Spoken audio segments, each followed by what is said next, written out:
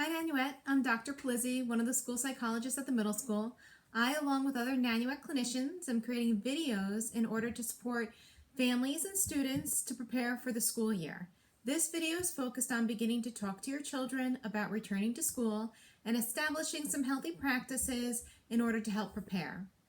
Now, at this point in the summer, I hope that families and children are still focusing on relaxing and recharging, and that still needs to be part of the focus.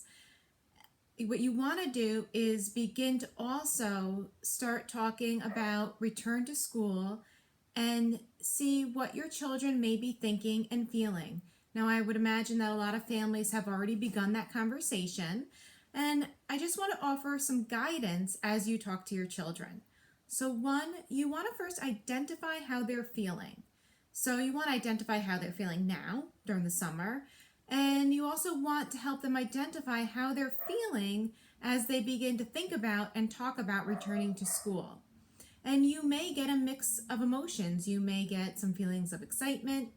You may get worry or fear, perhaps some sadness, perhaps happy.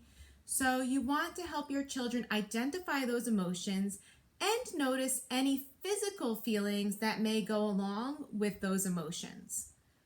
So once your child's been able to identify their feelings, you then want to help identify any thoughts that are associated with the feelings. Now, our thoughts often affect how we feel and ultimately how we behave. So you want to help your child identify what they may be thinking about returning to school. Now, this may vary the way you do this at different age levels. Younger children will need a lot more support in identifying those thoughts than older children will. So you want to ask your child, what do you think about returning to school? Like, what do you think about when you imagine returning? And you want to see if there are any worries or concerns that you need to address in preparing for the school year, as well as focusing on any of the positives that they are looking forward to help build comfort and excitement for returning to school.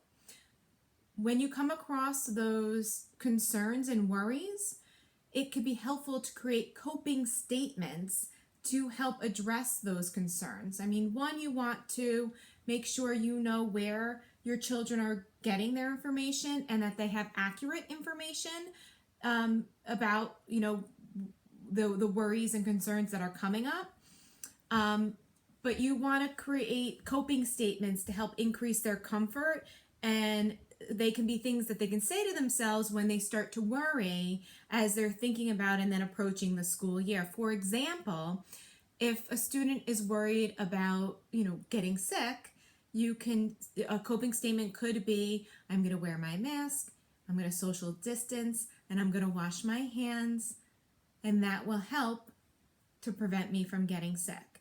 If a student's worried about their learning and how they will learn effectively, you can say a coping statement could be, if I have any questions, I can ask my teacher, and they're going to help me learn as best that I can.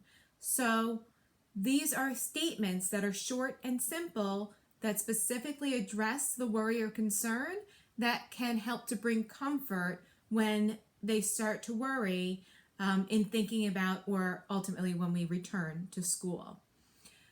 So in addition to identifying feelings and identifying thoughts, you also want to establish practices that help to reduce stress.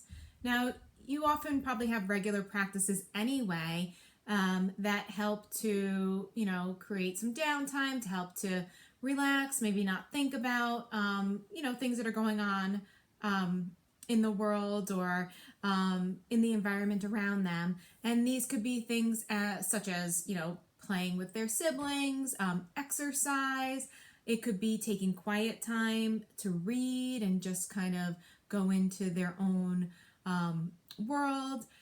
It could be, just taking time to listen to music. So any of those are very healthy routines to establish. In addition to that, if you do notice that your child is having some worries or concerns about the school year, now's the time to really establish any other additional practices that can be helpful. Now, you want to remember that kids learn from the adults around them, right? So if you notice that with all the changing information, with all the things that seem out of our control right now, that you are having a tendency to become overwhelmed or feel nervous or anxious, you want to be able to establish your own self-care methods in order to be there to support your child as well, right? So you can establish those routines with your children and help to model ways to help their emotions and feel more in control and empowered when things around us feel oftentimes out of our control.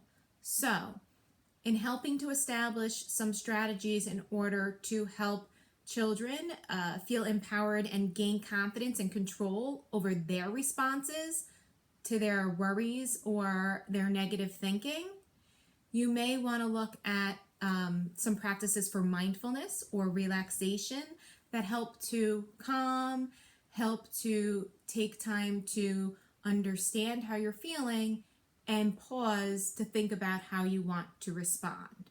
So practices through apps such as Stop, Breathe, and Think or Smiling Mind or Headspace are good ways to practice some calm breathing, some ways to notice how your body's feeling, and just be there before responding to a situation or to a thought or a feeling.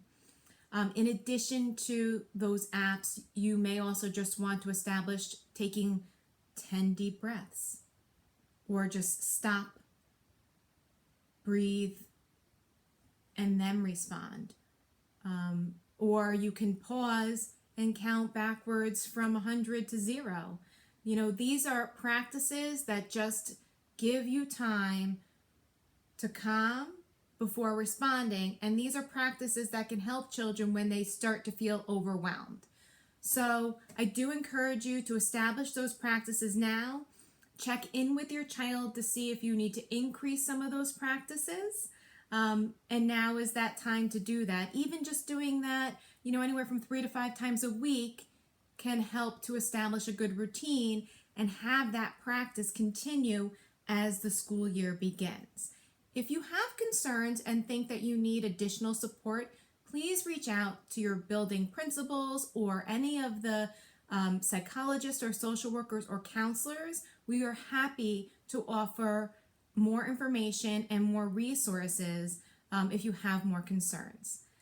Please look out for other videos coming from other clinicians, and we are going to be offering more tips and support to help families prepare for this school year. Thanks for watching.